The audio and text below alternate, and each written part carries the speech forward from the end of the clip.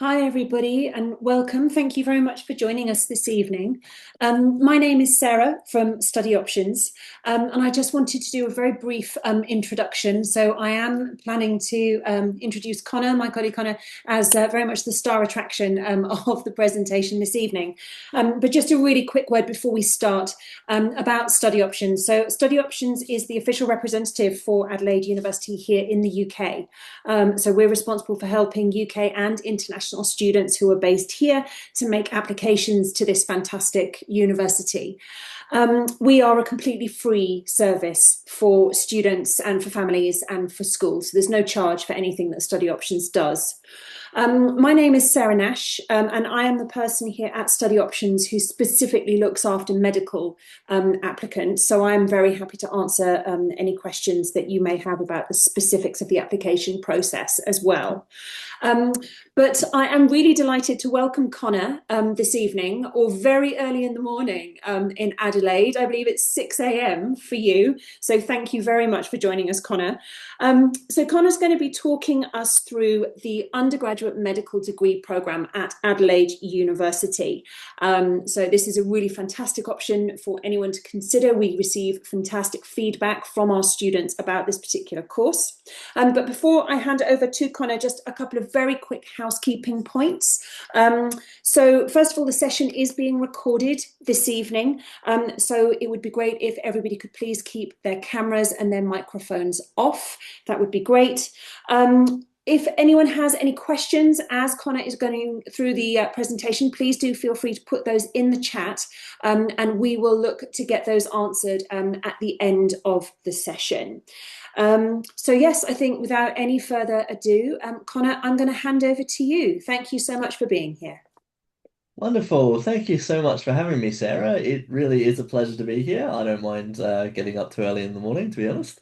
And I'd also just like to say a big thank you to Study Options and Sarah for making this webinar happen because I really couldn't have done it without you. And it's great to be working with Study Options to get some fantastic students into study medicine at Adelaide University. So as mentioned, my name is Connor. I work with Adelaide University, but I'm also a graduate of Adelaide University. So I'm very, very passionate about having students come and study here in Adelaide, South Australia. It is my hometown as well. So I will mainly be talking about medicine. There is a little bit at the end that I'll be talking about in this session where I'll go a little bit over Adelaide as a city, but I promise that's only a small bit because I know a lot of you are probably looking to hear about our medicine program, which will be the focus of today's session. So I'm going to walk through every step of the application from how you start your process to how you actually be assessed on your application. And then, of course, the actual coursework and content as you're studying. And then we'll also look a little bit about going into how you become a medical professional in Australia as well. Of course, as Sarah has mentioned, Study Options is our representative in England. They're absolutely fantastic. Should you have any questions at all, if you have come up with a question later on after this session is finished, feel free to contact them. They're very quick to get back to you, and they'll be more than happy to help at any stage of the application process. Okay, so we are going to get started. As mentioned, if you do have any questions, feel free to put them in the chat, and we'll address them at the end of the session. So, first of all, before I get into the specifics about our course itself, do want to mention a little bit about Adelaide University. So, our university this year was ranked 82 in the world by QS World Rankings. So, that does put us in the top 1% of universities worldwide. And within Australia, we are part of something called the Group of Eight. The Group of Eight is essentially like the equivalent to the Ivy League in Australia. It's the top eight research universities in Australia, which we are very, very proud to be a part of as well. Generally, this just means that we have some really cutting edge facilities and research available to our students, which I'll talk a little bit more about later on in the presentation as well. So, straight on to our degree. So, our degree in medicine at Adelaide University is the Bachelor of Medical Studies and Doctor of Medicine. So, straight away, you'll notice that that is a packaged degree. So, they actually do come attached together. That's not two separate degrees. That's not the Doctor of Medicine and the Bachelor of Medicine, Medical Studies separate. You will be starting in the Bachelor of Medical Studies. After you finish those 3 years in the Bachelor of Medical Studies, as long as you have passed all of your subjects, you'll automatically be moved into that Doctor of Medicine. So it is a really fantastic process. You don't need to reapply once you get to once you finish your bachelor's degree. You will just automatically put into that 4th year and you'll just continue your studies as usual. So it's a very smooth process as you go through from here as well. So this is the degree on a page, as it were, from a very step back perspective that you can see here. So we do only have a February intake for this one. It does start at the start of the year. Because the process for applying for medicine, as I'm sure if any of you are interested in medicine or have looked into studying medicine before will know, it's not a short process to apply for medicine, regardless of where you're going around the world. So generally, we do only have that February intake, but you'll start applying pretty much the year before, and that's why we wanted to have this presentation early on in the year, obviously, so you can have plenty of time to prepare, go to study options, and get that support for you there as well. So the full duration of the degree is 6 years in total. So there's the 3 years in the bachelor's, as I mentioned, and then the 3 years in the Doctor of Medicine. I will talk a little bit more later on about how long the whole process takes after you graduate as well to become a medical professional. Our indicative fees there is 99,000 Australian dollars per annum. That is the indicative fees. They can slightly change year by year, but that's usually about a ballpark figure of what you can expect. It is also not eligible for scholarships, unfortunately, so you will find that nearly all universities in Australia don't give scholarships to their medicine programs, and we are the case here as well for that one. For our academic requirements, so you can see there we say ATAR 90. ATAR is the Australian grading system. What we have there is our A levels ranking system. We look at your top 3 subjects, and generally you want to have as close to straight A's or straight A stars as you can, is what we'll be looking at for the grading system. It's not the be all and end all, so we do have 3 different things that we look at when it comes to the application system. But generally, the first thing that is assessed, or the first hurdle, as I'll talk a little bit more about later, is going to be your grades. So obviously, you do need to get your grades up as high as you can. The good news is that we are pretty flexible when it does come to the prerequisite subjects that you can take. So here where it says any one of, say, stage 2, that is your final year subjects. So nothing too restrictive when it comes to this. You just need one final year subject of biology or chemistry or math methods, which is the basic level maths in Australia. You're not required to take math studies, the highest level of maths there. You could technically get into a medicine degree by just doing the maths course there from high school, although I wouldn't recommend it. Obviously, we have listed biology and chemistry there because, and maths as well, because they are all going to be helpful to you within the medicine degree. But if you are missing one of those, say if you have biology and chemistry in your final year, but you don't have that maths, or you think, oh, okay, the maths might be bringing down my application a bit, or if you know you can't get perfect scores in that, for example, then it could be something to consider leaving off. But this is the sort of advice as well that study options can give a little bit of a hint or an insight into there as well. Now, we do have some other requirements in the application, and rest assured, I'm going to talk quite a bit about these because a vast amount of the application does also include what is called the UCAT and the interview. So, first of all, the UCAT, you probably have heard of this before because there is a similar program in the UK, I believe, under the same name as well. Ours is called the UCAT ANZ, ANZ being a healthcare provider in Australia who specifically run the test. UCAT stands for University Clinical Aptitude Test, and it's basically a test of your critical thinking skills, your logic, your understanding. It's less book smarts. It's not something you can study as much as it is something you have to prepare for. The UCAT ANZ does have a fantastic website where they have examples of the test content that you can see, as well as more information about the specifics, what to expect before you are actually taking your test as well.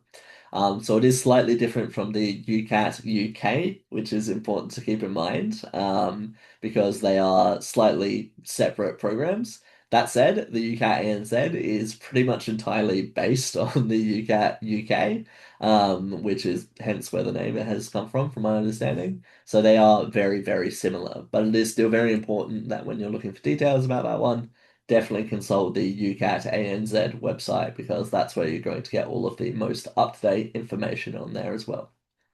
So after you have your grades and then your UCAT, and I'll show you the timelines for that one in one of my next slides, you will then have an interview with us. So the interviews are provided by the College of Health and they are done entirely online. And it's more or less sort of a mini job interview, as it were.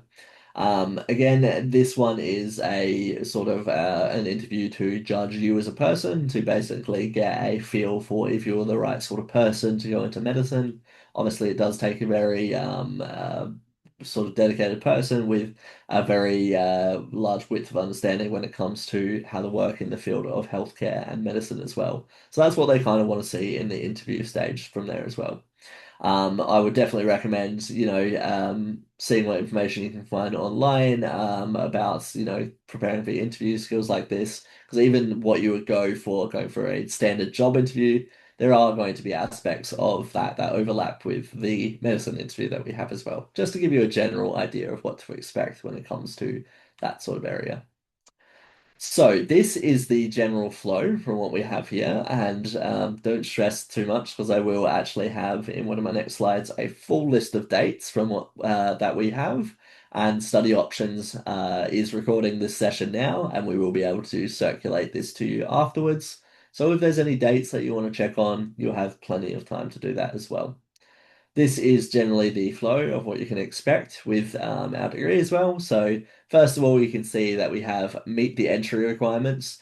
Now, while you can see this is actually at the start of the process, this is there because you can lodge your application very early on in the year. In fact, you'll be able to lodge your application for this one, I believe, from tomorrow as well. So you can actually start your application very early on. You don't need to finish it. In fact, we'd recommend that you just start early, and this is where study options can actually help you every step of the way. So they will lodge the application for you. As mentioned by Sarah, it's free of charge, and they'll help you by basically working with you to supply any required information there.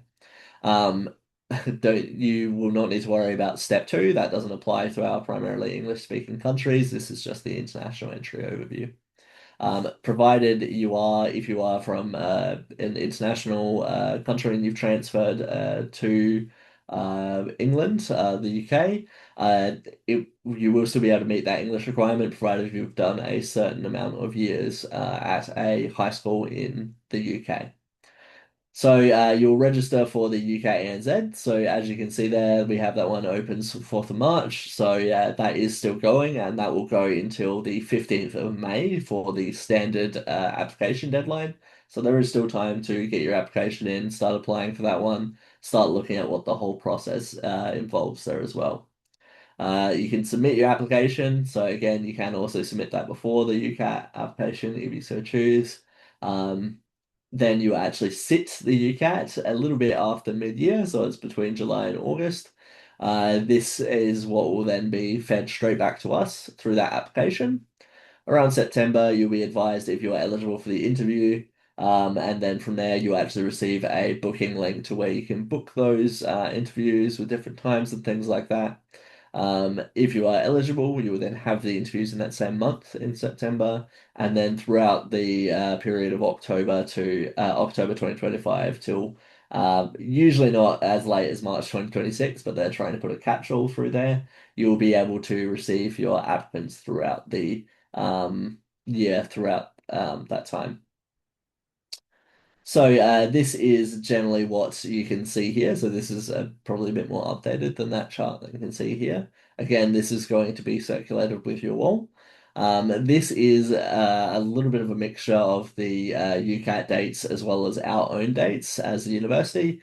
So you can definitely look over this and consider for the university dates. I would still recommend you triple check this with the UCAT website, because obviously the UCAT is done by a third party provider, and any date changes that might happen is going to be entirely through them. But this is a good rule of thumb, and it's a great way to keep an eye out for what happens from here as well. So you can see we've got the UCAT registration opening from the 3rd of March. Whereas our application system, so StudyLink is the system that we use to take our applications, opens from 6th of April. So that was what I was going from there as well. Um, then the registration, the standard registration, I should say, for the UK ANZ closes on the 15th of May, whereas there is a late booking deadline, but obviously we would very much encourage you to get in before that because there are late fees that apply to you as well. If you do have any difficulties applying, again, this is why our agent is going to be completely on board to help you through that process there as well. The international application system closes in June, but you should have well and truly put your application in before that as well. That will just be a sort of expected date where you can look at to know that all applications are closing from there as well. You will then take the UCAT, as I mentioned. You will get an email sent out to your application for StudyLink through your eligibility for that interview based on your grades from high school and then your UCAT test scores. So it is a bit of a hurdle system. How it works is essentially we look at your grades first of all from high school. If your grades are high enough, we keep considering your application. Then, if your grades on the UCAT are high enough, then we move on to the next stage. It's almost like a funnel that filters down the amount of students from there until we have the fantastic batch that becomes our medicine students as well. Then you do have those interviews held in late September to early October. And this is a bit more of a up-to-date time for when the offers you can expect. So mid-October to February 2027, with our general calendar year starting in February. In Adelaide, we break up the year into halves, starting from February, going to June, and then starting in early July, and then going to December. Now, so this is, as I've just said that, here's a perfect example of our academic calendar. So you can actually see here underlined in the white boxes here what your flow of the year is going to look like. So this is a great way to visualize it for how it will come to you there as well. So the dark blue there is our academic year at the university. As you can see, while obviously you are going to be very busy studying medicine with us, you are going to also have plenty of time to experience Adelaide, experience Australian culture, experience Australian nature, plenty of time to take time out to do that as well. But as you can see on the screen here, those white dates are the important ones for your application periods there as well. Okay, now with that said, we are actually going to get into the specifics of the degree there.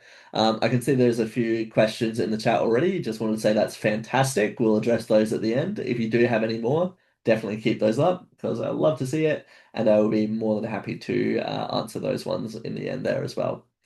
So, as to the degree itself, I'm going to give you a little bit of a breakdown year by year of what to expect throughout the 6 year degree in both the Bachelor of Medical Studies and then I'll go on to the Doctor of Medical Studies as well. Now, first of all, I will say we have some really high-tech facilities. We have some awesome cutting-edge stuff going on. I'll actually show you in a couple of slides some examples of that as well.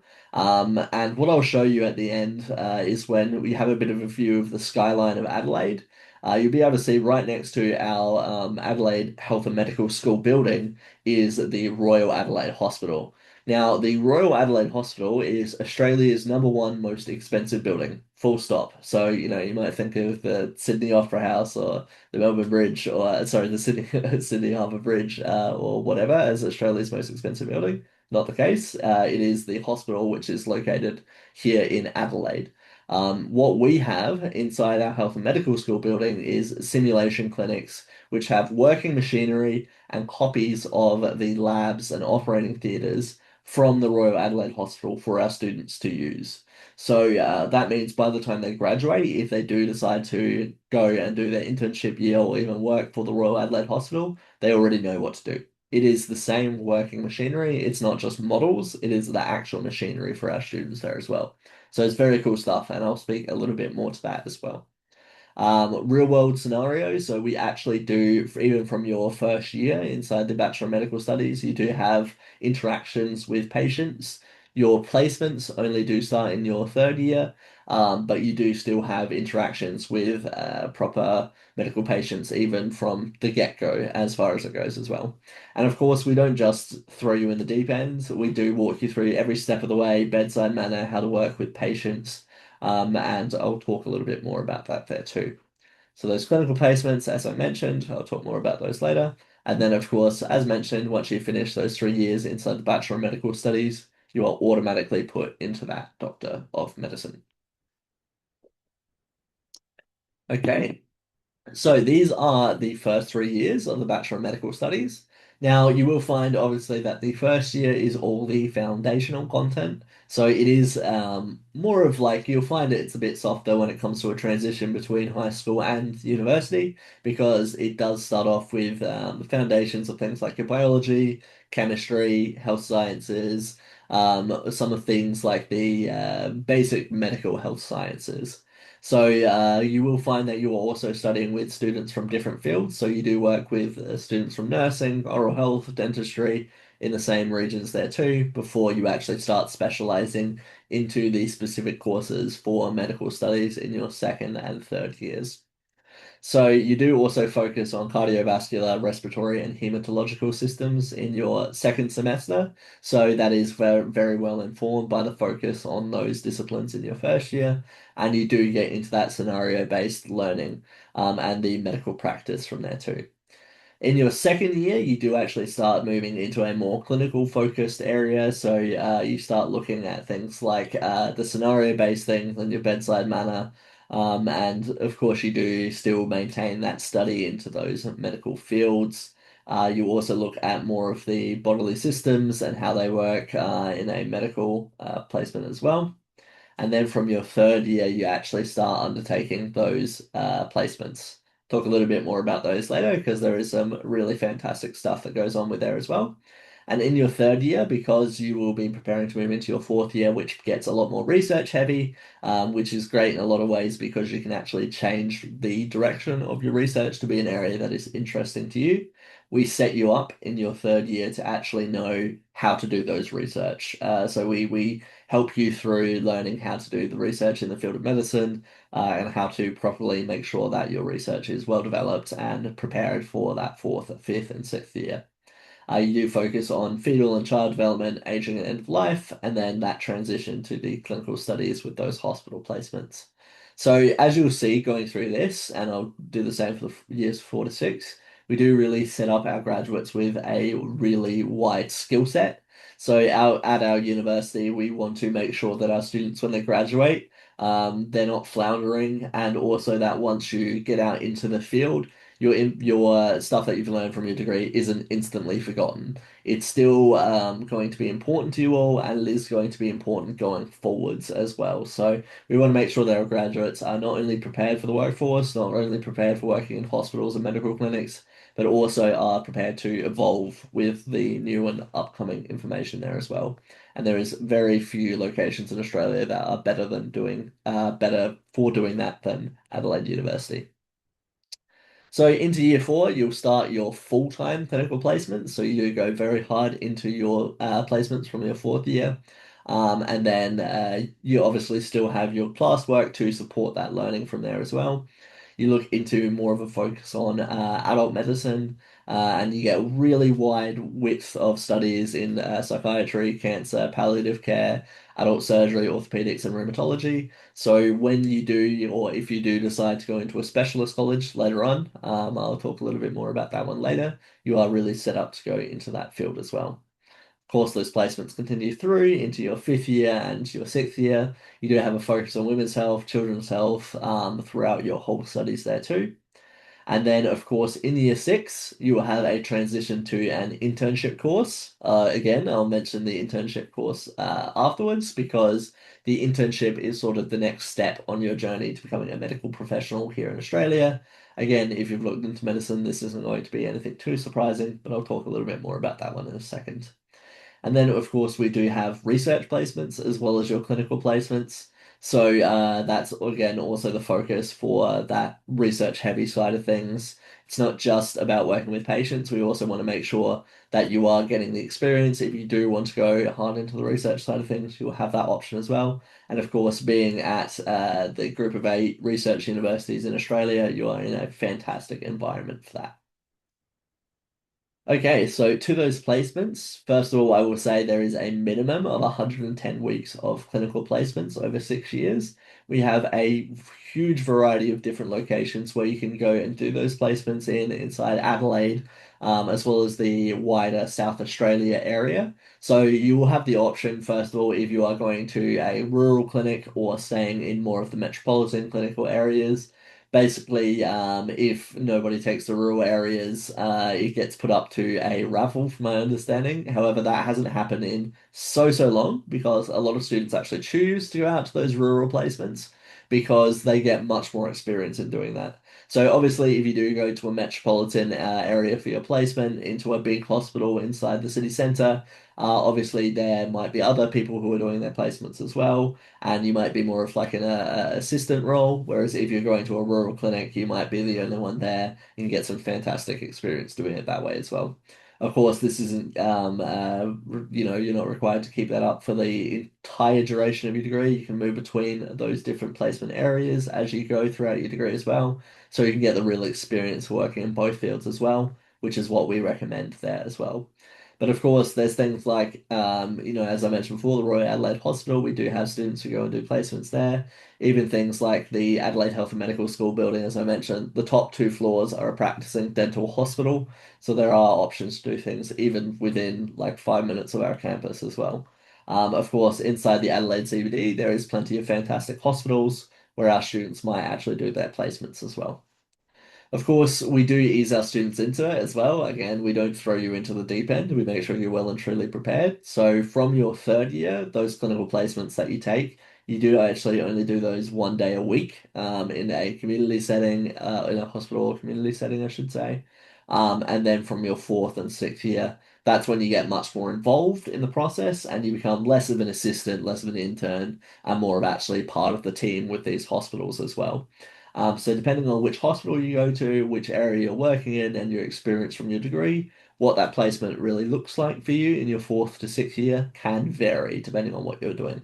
Vary to your favor, of course.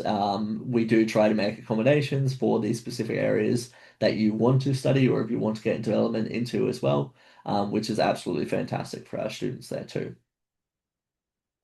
Okay, so this is also the curriculum that our degree follows. It's all as set by the Australian Medical Council, the AMC. So we basically want to make sure that our students are following all of these four domains because these have been set by the AMC as requirements for our medical professionals across Australia. So we make sure that our students are prepared basically within their everyday degree, but also in things like exams and tests that they can basically be a fantastic representative for all of these areas across clinical practice, health and society, professionalism and leadership, and science and scholarship. And, we do even start looking at these things very early on in your degree, even during the application process. That's why we do have things like the interview to basically make sure that our students are really fantastic exemplars of these different areas as well. Okay, so outside of our degree as well, this is the general process for going on to practice medicine. So you can generally see here that first of all, we do have the 3 years Bachelor of Medical Studies, and then after you get into after you finish those 3 years, you will then be put into that Doctor of Medicine automatically, which is absolutely fantastic again. From there, once you've finished those 3 years in the Doctor of Medicine and everything goes well, you've graduated, you are then eligible to apply for provisional registration with the Medical Board of Australia. So that doesn't mean you're a full practitioner just yet, But what it does mean is that you can go on to become an intern at an approved hospital. Now, sorry, you have to excuse me. The 1 year that you'll be doing as an intern at an approved hospital is outside of your degree as well. Obviously, by the time you work through your degree, you have plenty of options for different hospitals that you might want to do an internship with. And a lot of the fantastic staff and academics at Adelaide University can actually suggest and mentor you through this process as well. You know, they might say, oh, this hospital might be a fantastic place for you to go and do your internship with because they are looking for students and they have specialty programs in these regions. And you will do that internship year. That is a paid internship role. And then from there, after you've done that 1 year medical practice or your internship year, you are then eligible to apply for general registration with the Medical Board of Australia. Now, having general registration does mean that you can work in hospitals, but what you can do is still limited by the dimensions of the hospital. So, for example, if you wanted to be a neurosurgeon, for example, you can't just do that with general registration. You will then have to go on afterwards to go on to a professional college. So, the professional colleges are specific institutions around Australia that will be usually for a smaller range of different medical professional areas. So, for example, there could be the Adelaide College of Optometry. That is just one that I've come up with. I don't believe that's an actual institution, but for an example. Or there could be the Sydney Institution of Neurosurgery or Neuropsychology, for example. Um, if you do want to go into those sort of fields, you will then have to go and study for an extra time with them. Even if you wanted to be a general practitioner, a GP, you do still need to go through a professional college that way. Depending on what it is that you are doing, that extra specialist training can take extra time. So, you know, something like a GP, becoming a GP is much shorter than if you were to become an anesthesiologist, for example. So it does vary greatly depending on what you are going into. Again, that's not to say that you can't start working in hospitals straight off the bat and then reconsider later on if you do want to go into a specialist area. At the end of this presentation, I'll actually talk about some of the careers that you might want to go into straight off of there as well. Of course, if you have a specific goal in mind, you can absolutely go straight after that post-university internship, then into one of those specialist colleges as well.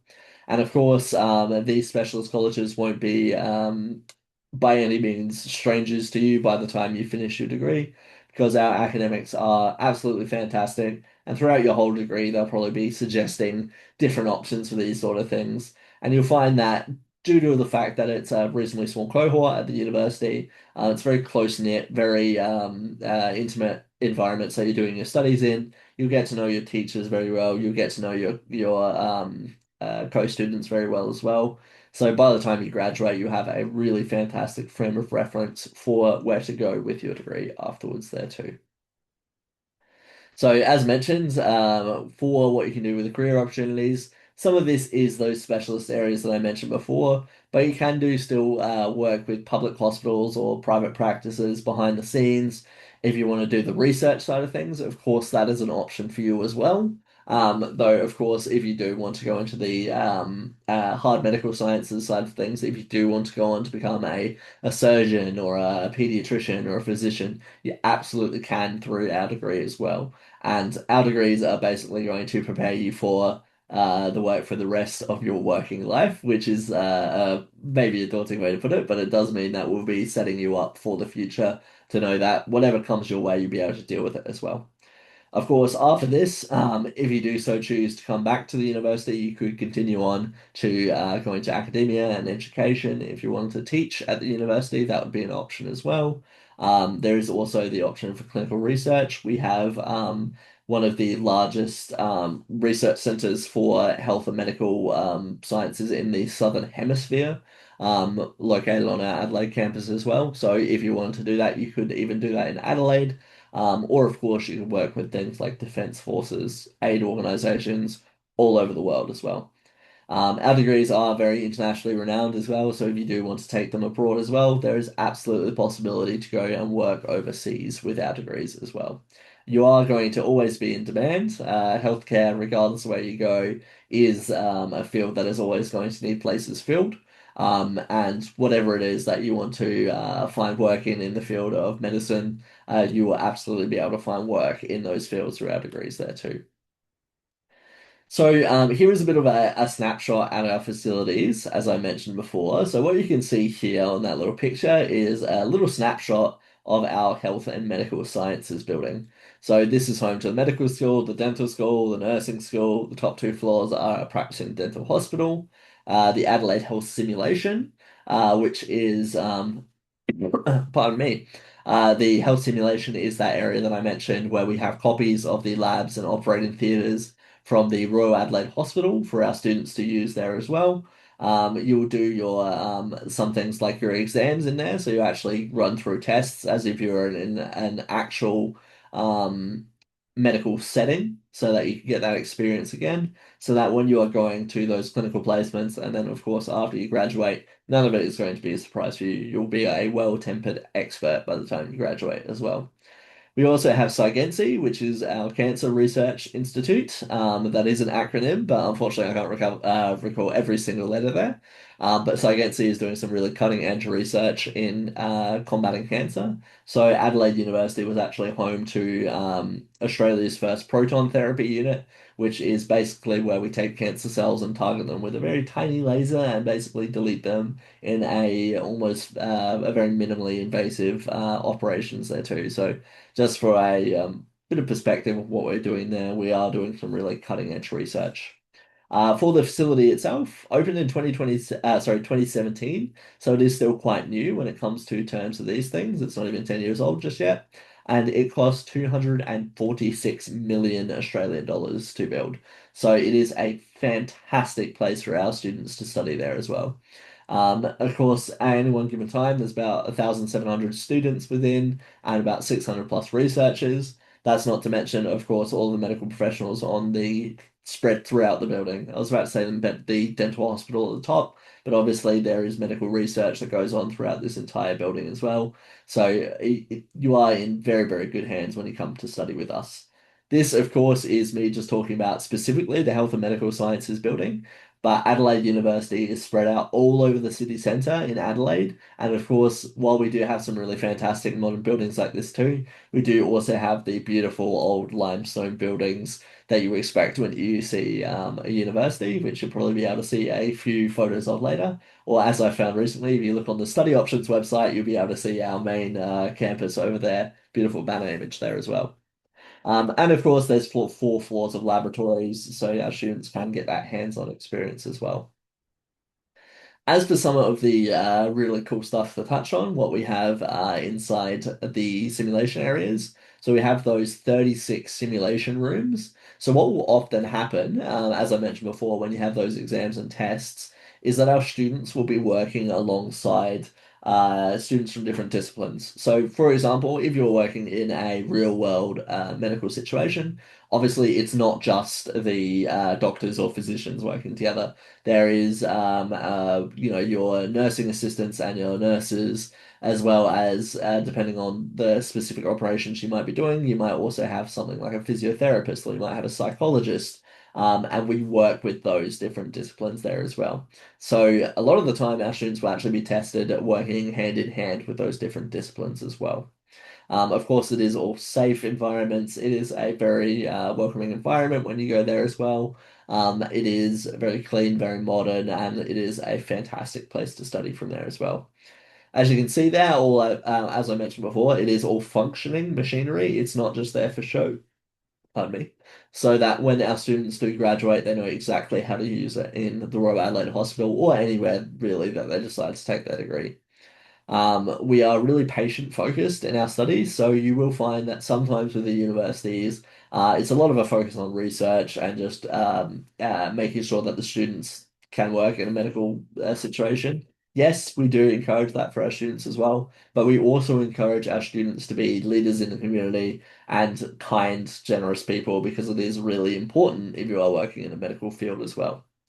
We do actually have inside the health and medical school building, and this is always blows my mind, up to 60 actors to perform as patients in our medical scenarios. So these are the people who our students will be working with before you are actually working into the individual client-based work that you'll be doing with your studies. We have trained actors there as well. And it's really fantastic to me. I got to take a look behind the scenes last year, and they actually have a full makeup suite inside their health and medical school building where the actors get themselves prepared up, because they might want to put on different makeups to show different sicknesses or different illnesses that our students can then work with to assess and diagnose those actors for what they might have. So it is really fantastic areas from there as well.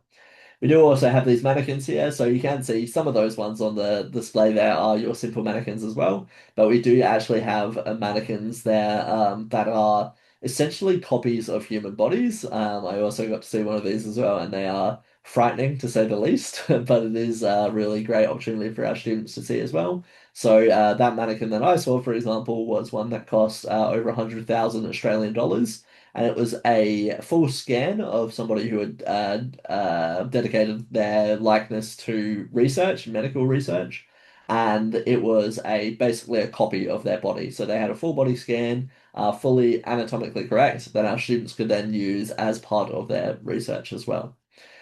We are also the only Australian simulation facility accredited with the Society for Simulation in Healthcare for Excellence in Learning and Teaching. So we do have some really cutting edge research there as well.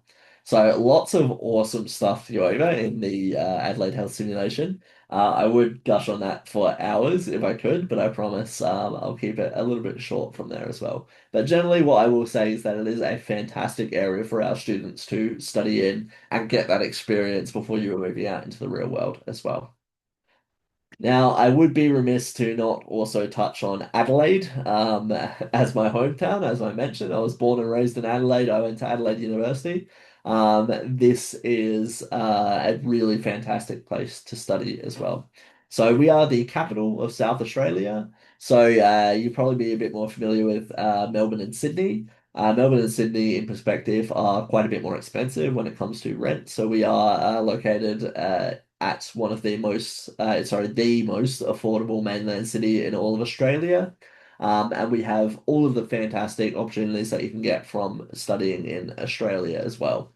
You have 224 days of sunshine. It is very lovely and sunny. Even now, it's supposed to be well and truly into autumn right now, but we are getting about past week we've had 20 between 25 to 30-degree days, so it is lovely all around. And as you can see there, of course, 13% cheaper than Sydney, 10% cheaper than Melbourne. Population is about 1.3 million, so it's not a small city by any standards. It is still quite large. And you'll find within Australian cities, of course, while there is fewer of them, we're dotted all around Australia, they do tend to be quite big and concentrated from there as well. You can see we do have warm summers and mild winters. It doesn't rain too much in Australia. It's rare for it to rain more than 2 days in a row, I would say. So if you're coming from London and you're looking for a place that's nice and warm, Adelaide is a fantastic place to come and study as well. You can see some of our lovely coastline here. So this here is one of our beaches, which is very, very close by to our main campus as well. We do also have one of the main beaches, which is a 15-minute tram ride. So we have a tram that goes right out front of the university. Take the tram and it goes all the way down to the beach there. If you come and study as part of your international orientation week, quite often they'll actually take the international students down to the beach to have some ice cream and get a little bit more familiar with Adelaide as well. So it is a really lovely environment. Adelaide kind of strikes the middle distance between a sort of large city town and a small town. I would never say it's a small town by any means, but it's a great balance between it. So you still know a lot of people in Adelaide. It's not like the sort of place that completely get lost in and worried about when it comes to finding your way around. Adelaide is very approachable as a city, I would say as well. Um, when it comes to the actual city itself, so this is where we are located. I will just say, because somebody just mentioned that they just joined the chat, After the end of the session, so we don't have too much long for my presentation, I'll then go over those different chat questions with you all, and we can go back on these slides as well. But this is all being recorded, so if you've joined late, we can definitely circulate this out to you all. So this is Australia, as you can see here. So Adelaide is located right in the south of the country as well. You can see South Australia itself is very, very large. For perspective, South Australia alone is a little bit less than 3 times bigger than Germany. So a very big area from here too. We have a huge variety of climates, beautiful mountain ranges that you can go to, of course, beautiful beaches. We have lovely areas for, surfing, swimming, sailing, anything that you want to do. We have the options to do it here. Of course, the things like your standard diving, all of the wildlife that you can find in Australia as well. We have some fantastic places that you can do it inside Australia there too. Um, of course, I would say that if you do want to visit Melbourne and Sydney, they're not too far away. They do tend to be quite a bit more expensive than Adelaide, but Melbourne is about an hour's flight away, and then Sydney is only 2 hours flight away as well. So, what a lot of our international students will do is they'll stay in a place that's a bit more cheaper, a bit more safer in Adelaide, and then over, the course of like their Easter break, for example, which is very relevant now. Students will fly over to Melbourne or Sydney, spend the weekend there, and then come back to Adelaide and continue their studies as well. So very approachable country as a whole as well, and there's some really fantastic areas to be in there too. So this is Adelaide, or at least the skyline of the CBD here. You can see it's a lovely green city on here too. All of those dark blue areas that you can see there are our campuses. So we are spread out all over the city centre.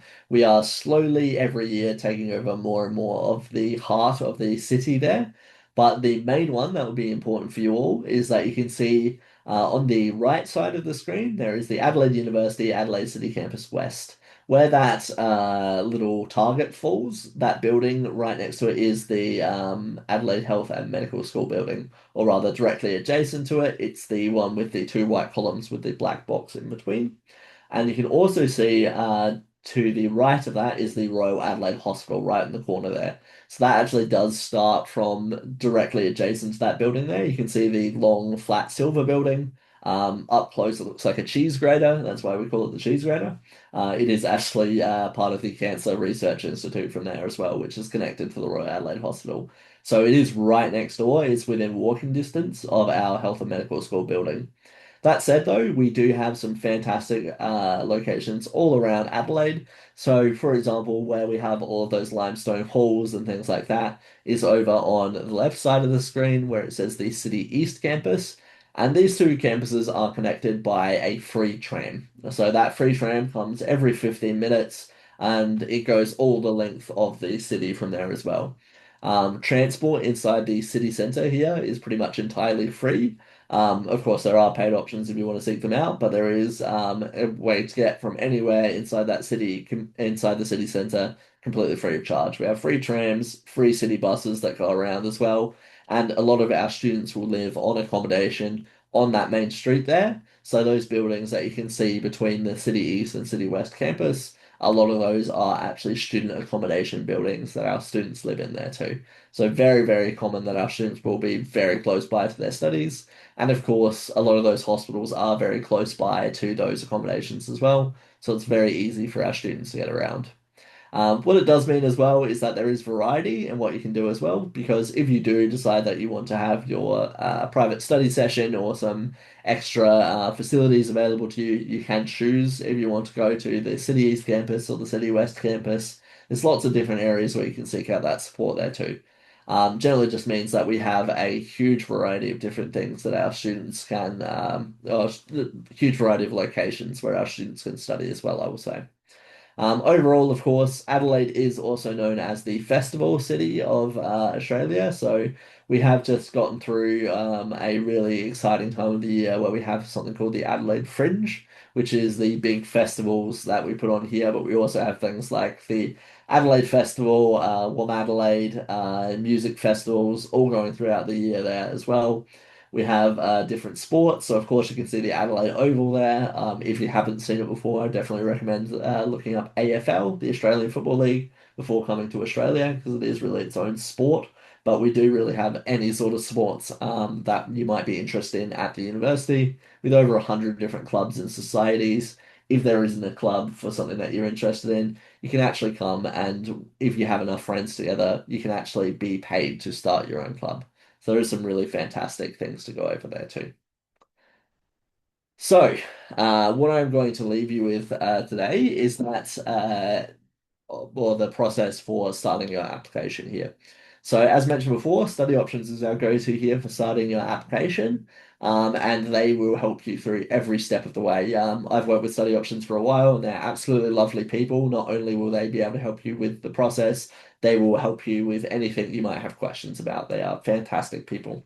As I mentioned, the UKNZ is closing on May 15th, so it is important that you start your application as soon as possible.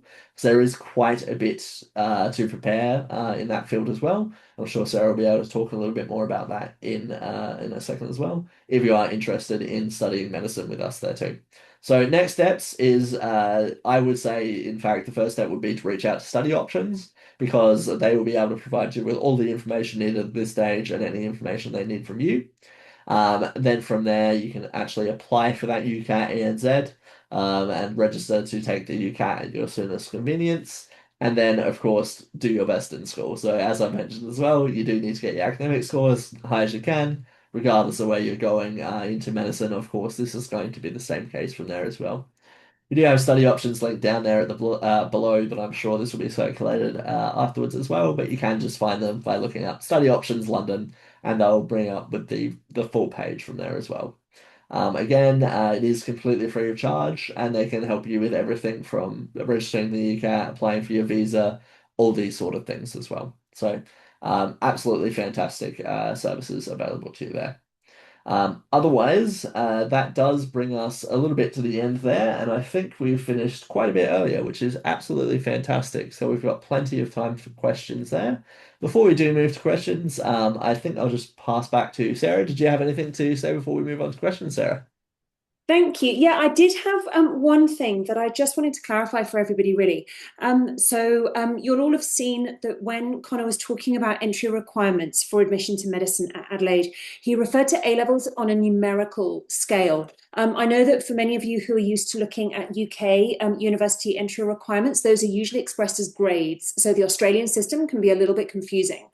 So just to sort of clarify, the Australian universities will assess an A star grade at A level as being worth 6 points, an A grade as being worth 5, and a B grade as being worth 4, and so on and so forth. So you'll have seen there that on the entry requirement slide, the minimum requirement to apply for Adelaide is 12 points. Okay, so that actually equates to, for example, 3 B grades. Now, I would really, really stress, and Connor, you did mention this in your presentation, but I would really stress that that is the minimum to be considered for a place. So that's kind of the lowest possible predicted score that you can have in order to be put into that potential pool of applicants who can kind of proceed further through the process. Unfortunately, it is not a guarantee that you will be given a place if you have 3B grades.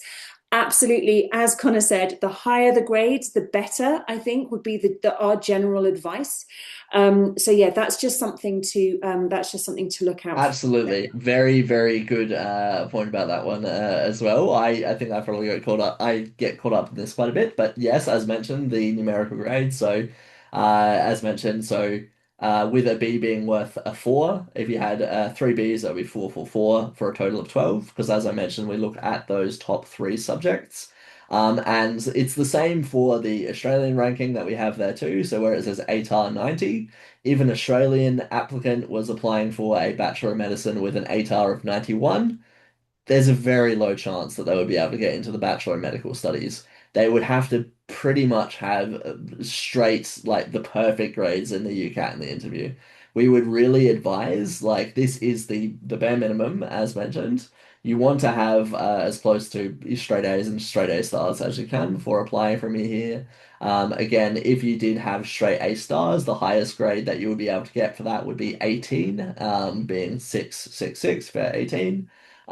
We would suggest, obviously, you're always going to do your best in your studies, but naturally, if you're thinking that, the grades that you're getting aren't quite that high enough, or you're barely past that mark there are other opportunities for you that you could consider studying as well, still in the field of medicine. For example, we have things like health and medical studies that you could go into, biomedical studies, which can lead to some fantastic careers as well. But if you are looking at studying specifically medical studies and the doctor of medicine, that is a little bit of a hard stop for us there as well. And as Sarah mentioned, it is a bit of a hurdle system. So, for example, if you don't have those grades, that is going to be the first thing you're assessed on.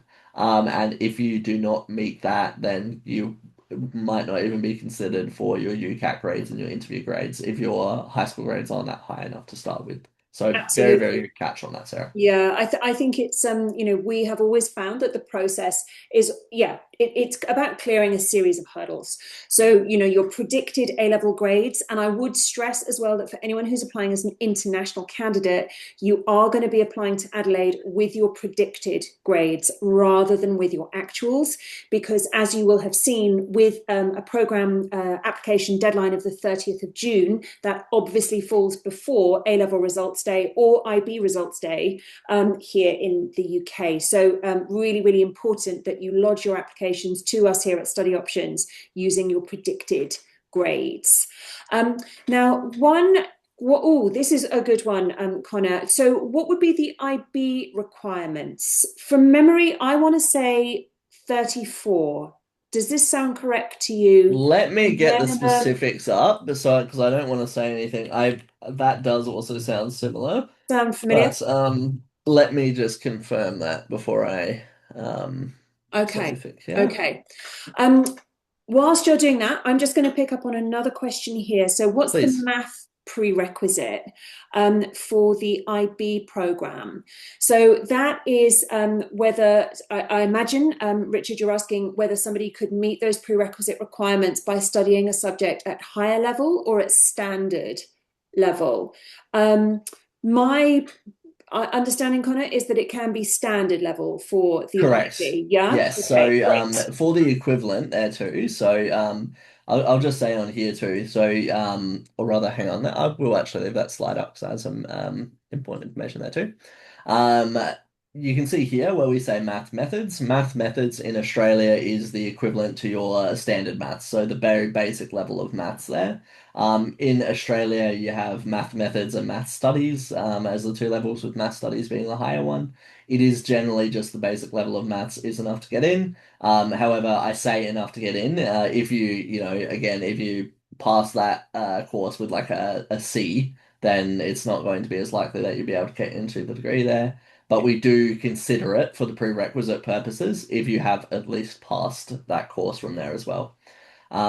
That said, if you do, while we say math methods here, it doesn't mean that you can only do the standard maths. If you do have maths at a higher level, that will also meet the prerequisites for that one there too.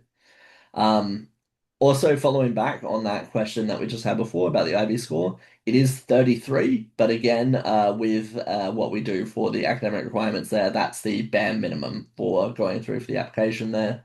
There is no guaranteed entry to this program, and you generally want to have as close to full marks as you can from there as well. Mm, absolutely. Um, Now, let Now, me there's a just bring couple up of the chat again. questions here about the timing of application. So, Ollie and Rikshana both asking about if somebody's in year 12, so that's UK year 12 rather than Australian year 12. They don't quite match up. But Mm, so, if you're in lower sixth at the moment here in the UK, you can't actually start your application just yet. So, this is a really great time to be looking into this as an option, going into the Adelaide University website, accessing some of the amazing resources that they provide for prospective students, and just checking out, whether this program is something that you think you're going to have, the grades to apply for next year, and if this is one that you want to prioritize in your application list. So we actually can't begin the application process until you're in your final year of school here in the UK. So if you're in lower sixth, year 12, you're looking at this in plenty of time.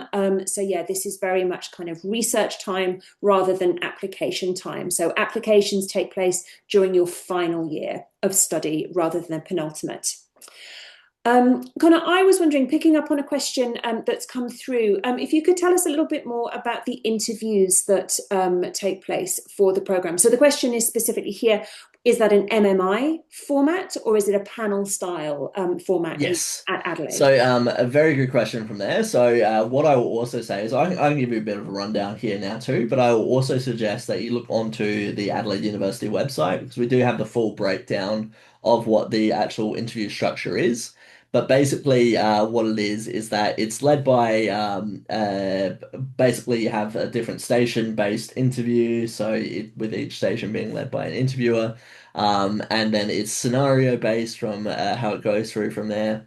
And it will basically assess you on your, things like your motivation, self-awareness, critical thinking, and problem solving, and your aptitude for learning in the field of medicine there as well.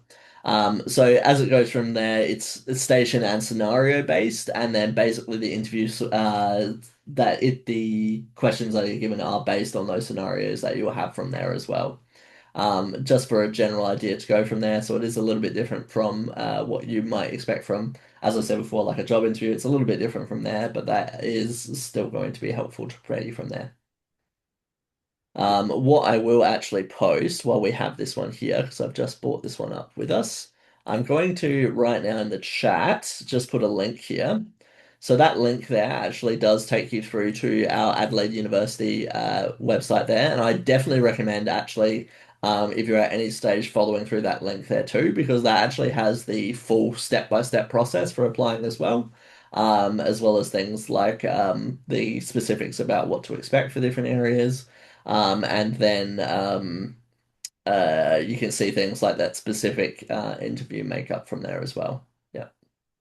Now, Rakshana has put a question here that I am also very keen to know the answer to, Connor, which is, can you please tell us how many places will be available for international students in the medicine programme at Adelaide in February 2027? Unfortunately, I would also love to be able to give you a Oh, full, straightforward answer for this one. The answer is, in short, that we do take it is into the lower to mid double digits is the confirmation I can have here. But okay. the straightforward answer is that basically with Adelaide University has just undergone a large merger, and because of that, we have now suddenly a lot more facilities available to our students, so that number could fluctuate greatly in from what we have here.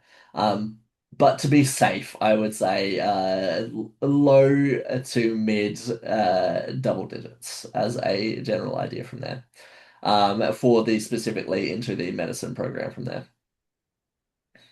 Okay. Um, Now, can I ask you a couple of questions here, Connor, about internships? of course, Um, please. yes, so Bosco has asked, would all graduates, apologies, be offered internship posts right after graduation? So Nearly always. nearly Sorry, yeah. always, and does that also hold true for international graduates of the program as well as domestic? Yes, it does. So the Okay. internship side of things is something that is by nature, because it is a transitive position, somebody will work there for 1 year and then they're out the door and then suddenly they need people to fill those roles. So there is always a need for that area. While it is a paid role, there is absolutely international students who work in that field as well. Mhm. So definitely that there is internships filled there for those areas as well. And a lot of the time too, because those internship years are with people who you would have done placements with as well, or not necessarily your co-students, but you will have become familiar with the different hospitals around from there as well. So you do get that experience throughout your degree. Of course, we definitely recommend seeking as much support as you can while you're doing your placements as well. But a lot of the time, those internship positions are definitely snatched up by our students straight out the gate after they graduate from there as well. Mm. Now, the second part of the question is, whether those internship posts would be within Adelaide, or could they be statewide throughout South Australia? Yes, that is a fantastic point. So they can be statewide throughout South Australia. What I will also say from there is, yeah. So first of all, because I actually have some extra follow-up to go from here. Mm. So they can be statewide across Australia. You can decide to go, if you wanted to do an internship somewhere else. What I generally recommend doing for our students here is to stay in Adelaide at least until after you finish that internship year because you have all of the experience from being in Adelaide, you have contacts there. It's going to be a bit easier for you to get that internship year.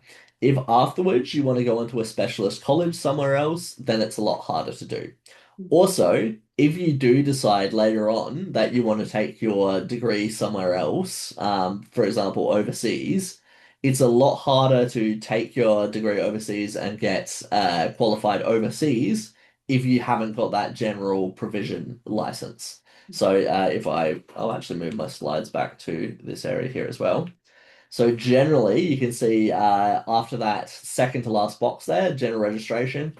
After you do that one, then if you do want to go overseas to then work in different countries, you will still have to get your degree certified overseas as well as your license certified essentially. But it is easy to do after you have that general registration. Now, that general registration is the one that we recommend to do in Adelaide. It's not to say that you couldn't do it in a different hospital, say in Sydney or Melbourne. But we generally suggest you do because you have all the support networks, different contacts, and things like that within Adelaide as well. I think that's a really important point, actually, I feel to stress. So certainly, over the years of working with medical applicants from here in the UK, my advice would always be to sort of, when you're thinking about potentially going into this program, sort of just mentally prepare for the fact that you will need to also complete that internship year. So this is a very, very similar system to the one that we use here in the UK with the NHS foundation years. It's a very similar structure. But it's absolutely essential that you get that general registration before you, for example, apply to come home to the UK to work. So it's much harder to come home if you try to kind of slot into the NHS system and get a place on an NHS foundation year. Rather than coming back, having completed that stage of your career, as it were, and having general registration and being able to move into your junior doctor sort of, phase of your medical training. Um, Okay, so then there's another question here about sort of the timing of this system against the Oops. timing of the UK medical applications. And yeah, I'm very happy to speak to this because this is Please. something that certainly students have to manage every year. So you're absolutely correct. The course starts in February. So, in terms of when to expect, each particular event along in the process. So, as you can see from Connor's slide here, interview invitations don't go out until the middle of September. Interviews then late September, and offers are made from October. That does mean that you may need to make a decision on whether or not to hold out, as it were, for a place on the Adelaide course, and you may not have sort of confirmation of that. So depending on when your offer is potentially made within that offer cycle, you may not know that until relatively late in the day. So we certainly have had students, regularly receiving offers from Adelaide in November and potentially even in December as well. So it doesn't always match up fantastically, being very, very honest with you, with the UK system. And that is something that I will obviously offer any support that I can through sort of, trying to manage that uncertainty. But yes, it is definitely a factor to consider. Absolutely. And the other thing I would add on to that, absolutely correct. And obviously, we would love to get our offers out sooner if possible. Unfortunately, it's not up to me. But we understand that it is probably not the best of timing, but we do at least have the benefit of, with that program, because you do have the UCAT and the interview stage, you do know very quickly how your degree is progressing through those different stages as you receive updates on there as well. So, if you submit the application straight away and by whatever means your entry requirements don't meet it, you'll be notified of that. If your UCAT score isn't high enough, then you won't be invited for an interview, for example. So unless you're waiting for that offer, then you will be informed very soon on if you should start preparing for other options as well, I will say. Yeah. Yeah. The system Um, is very transparent. I would absolutely agree with that. You will get, we would be able to kind of get a fair indication of how your application was potentially progressing or ranking, as it were, in that particular cohort as we go through. So you should hopefully have a fair idea of whether or not you might be successful before you had to make a correct. call on a UK place. Now, question here from Ollie, who is, I believe, an Australian based here in the UK. So, unfortunately, Ollie, Study Options isn't able to help students who hold domestic status. So, that a domestic student in Australia is anybody who holds citizenship or permanent residency of Australia. And if you have either of those, then you are going to be considered a domestic student in Australia, regardless of where you've been educated or where you've been living. There's no residency requirement to qualify as a domestic for an Australian uni. But unfortunately, it does mean that you will be required to apply to the university in the same way, effectively, as a student who's at high school in Adelaide.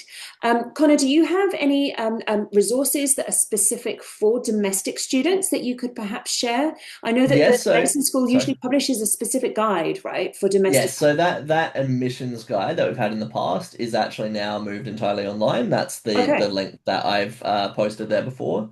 It's not specifically for only for domestic or international students. It is more or less a catch-all from there. But what I will say is, yes, so you'll be technically, if you're applying, so this is me putting on my domestic cap. I did used to work with a domestic team at the university as well. What you will need to do as a domestic student is you have to apply through one of the tertiary admission centres, the TACs, for South Australia. It's called SATAC, so SATAC. Each different state in Australia has their own version of SATAC. So we have SATAC here in South Australia, but Victoria, for example, has VTAC. New South Wales has NSW TAC. So they have their own different systems to go through. I would still say you can look up SATAC online for the specifics of the application process. And on that page that I've linked before as well, you can actually scroll up to the top and change international students to Australian students, and then that will give you the full rundown to how to apply through there. But generally, you will have to go through the SATAC page from there as well. The Mm. other thing I would say is that you can reach out to the Future Students team. They do have contact details on that same website, and they'll be able to help you through the whole steps of that application process there too. As a side note on there too, because somebody else also mentioned earlier, are the entry requirements the same? You do still need to have all of those requirements as mentioned before. Still need to take the UCAT, still need to take the interview as it goes in. The good news is that you'll be considered an Australian student in terms of fees. But regardless from that, otherwise those entry requirements are the same. So, Ollie, just to sort of follow up on that. So, while study options can't proactively manage somebody's application as a domestic student, as we would do for an international candidate, we do try to provide general advice for Australian students applying from the UK on our website, and I'm just going to post the link to that page in the chat now. Thank you for that. Okay, I can also see that somebody had said, would there be any overseas elective modules? Unfortunately, within the medicine degree, it is a very full-on degree, and I believe you maybe only have a max of, I think, only one elective course. It is highly unlikely that you'd be able to take one of those elective courses as an overseas area, specifically because obviously you do need to be there for things like your placements and stuff like that. There is the opportunity to have some international experiences as part of the university that could be outside of your degree, but you might struggle to do that as part of your electives, unfortunately. Yeah. Okay.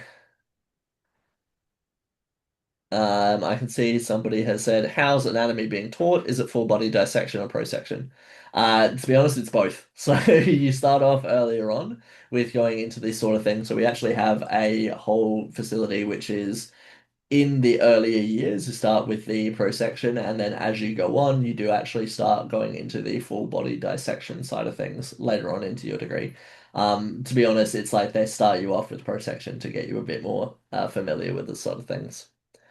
Would accommodation be provided in campus throughout 6 years, or do students have to arrange their own accommodation from a certain point? So yes, you will have to provide your own, arrange your own accommodation. The good news is that we do have a wide variety of accommodations options open to you all. So those accommodation options are run by the university. And they are for specifically for our university students, but they do have to still be arranged by yourself. What I'll do in a moment is I'll actually put the link to the accommodation page for international students in the chat there. But there are a few different options, and I'll actually show you the skyline of Adelaide. So I'm going to talk about this one in a second. I have to apologize for jumping through these slides as I go. Sorry that I just keep flicking between these here. So we have, for example, there are first of all different accommodation options in the form of student apartment buildings. So the student apartments, they will basically be similar price to the other apartments that you get inside the city centre. So you're looking at 300 to 400 Australian dollars a week for those costs there too. It can really vary and fluctuate depending on what sort of an apartment you're going for. And those apartments can be less or more depending on if a student wants to have their own apartment to themselves or if they want to share with other students as well. We also have things like the University of Adelaide Village, which is a little gated community, pardon me, near Chinatown, where there's townhouses that only university students live in. So it's sort of like their own little walled off neighborhood, which is quite a nice place to be in for social events and things like that. And then we also have the residential colleges. So where you can see that road that goes down past the oval on the screen that I have up there, that road goes to another little suburb called North Adelaide. And inside North Adelaide, we have, I believe it's four or three and a half for one that's a more of a third party provider of these residential colleges. Residential colleges are more like the dorm experience that you would get in UK. So it's you pay a little bit extra, but you get your food is arranged, your cleaning is done, your Wi-Fi is arranged, all that sort of thing as well. So there is a few different options from there as well. Now, let me, as I'm speaking here, grab the link to those accommodation options. And on the accommodation options, they also have all of the previews for those different options there too. Bear with me here.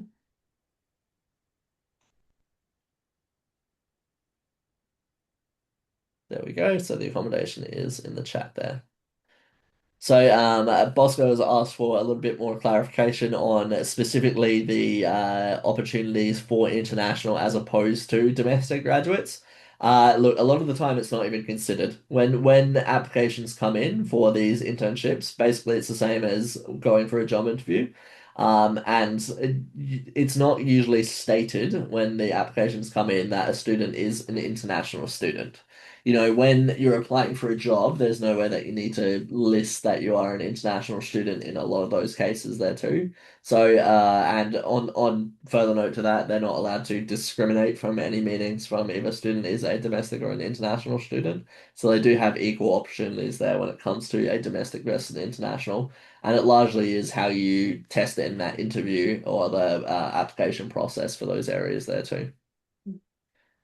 I think as Um, well, one thing to stress there is that Australia has a fantastic and very long running post study work visa scheme, which has been in operation mean, longer than study options, and we just turned 21 years old last week.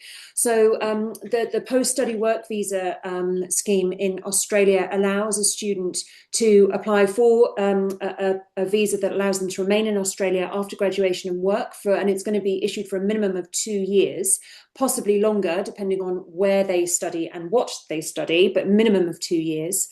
And really, the great sort of feature about the post study work visa, in my opinion, is that it's not conditional on having the offer of a job from an Australian employer.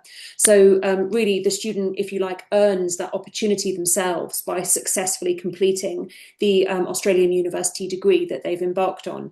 But certainly, so that opportunity would cover any international graduate from the Adelaide Medical School to move into, that year of internship training. If they do have the offer of a job from an Australian employer, which obviously would include a clinical employer such as a hospital, then they can actually apply for a completely different type of work visa. But whichever route they decide to go down, there will be plenty of opportunities for them to be covered in order to remain in Australia and work for that period that they need to. Absolutely. And if they so choose to follow that up, of course, going from the working visa from there too into PR is definitely an option later on there down the track as well. Plenty of options in there's plenty of options in Adelaide alone, but there's also plenty of options all over Australia for when it comes to work in those fields as well too. There is a lot of demand, and because we do have some of those fantastic health research centres and clinical placement locations for our students as well, plenty of locations that students can actually go on and do that internship year there too. On that note, too, while we're speaking about the student visas as well, I will say student visas you are able to work while you are studying, though I will say with medicine students, you might struggle to find time to do it because obviously it's a very busy degree. But there is a limited number of hours that you can work a fortnight with during the holiday periods. It does get lifted, so you can do some extra work there, which might be a bit more of an option for you too if you do want to do work over the Christmas period, for example. So some of our students do it that way to get some pocket money up while they're studying from there too. Let's see, was there any questions that might have There was missed? there was one question I think we missed before, Connor, and that was actually regarding English language requirements. So I know that Yes, in your presentation you said that this isn't always necessary, and it's not always necessary for people applying from the UK, but for somebody who's actually an international student here in the UK at school, um, can you just tell us what the English language requirements would be for somebody who's not a absolutely. native speaker, and how would that work in terms of evidence that they'd need to provide? Yes, so basically the main thing that we take for our English scores is so it's the equivalent for their medicine program. If you are from a completely international background, say you did your last year of studies in the UK, for example, then you wouldn't be eligible for what is called the primary English pathway, where you do need to study over a number of years at a English provided high school in one of our English speaking countries. Then in that case, we would look at a number of English tests as the equivalent. So the main one is the IELTS, which wouldn't be too surprising, I think, as most universities around Australia look at the IELTS, main one. And for the Bachelor of Medical Studies, Medicine and Medical Studies, it's a score of 7 across the board. So if you have a 7 in all fields, then that will meet the entry requirements for those English. When it comes to English as well, it's not like having a higher IELTS score will make you more eligible or make your application more attractive. As long as you meet those minimum scores from there as well, that would be enough from there too. There's also for some other tests that we do take the TOEFL, we do also take PTE, Pearson Test for English. So those can be the equivalents from there too. For the primary language pathway, well, I have it here. So specifically, you have to have satisfactorily completed at least 6 years of primary and secondary education taught and assessed solely in English in a recognized country. So that's just for the perspective here too.